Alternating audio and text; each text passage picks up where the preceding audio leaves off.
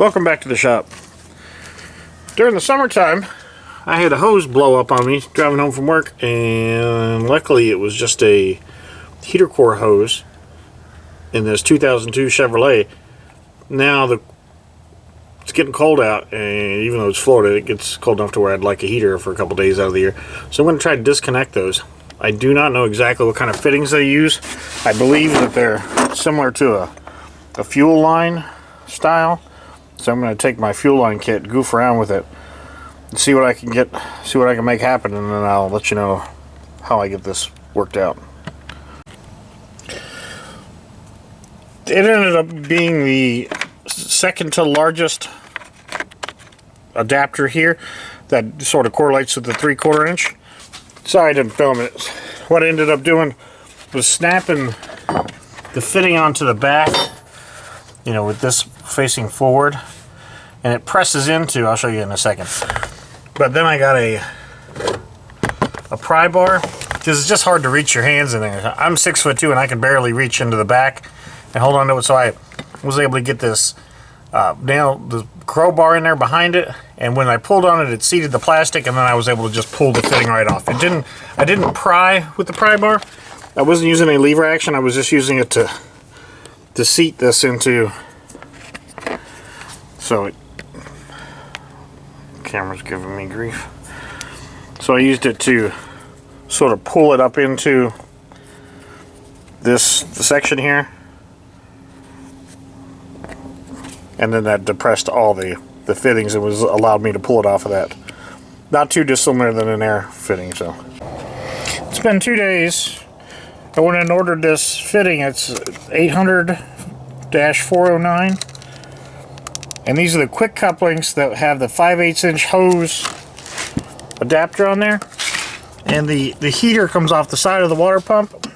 If you can see, it's super hard to see.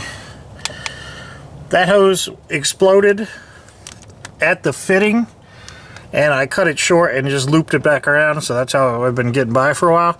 So I'm going to go ahead and disconnect that, splice it in with some 5/8 hose adapters, and I have my fancy constant compression hose clamp tool. I've got the system cooled down a little bit and bled off. I don't know how much fluid I'll lose, but I'm trying to prop you up here.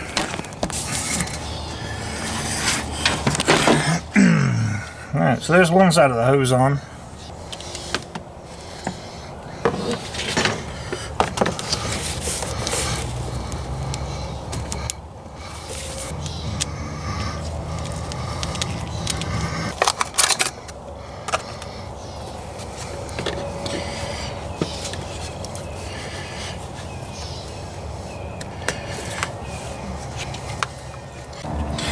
So I took a little bit of emery cloth and cleaned the end of that up and sprayed it with some silicone lubricant. And they slide on much. That silicone lubricant made all the difference. So those are on there tight. I got a bracket to hold these down.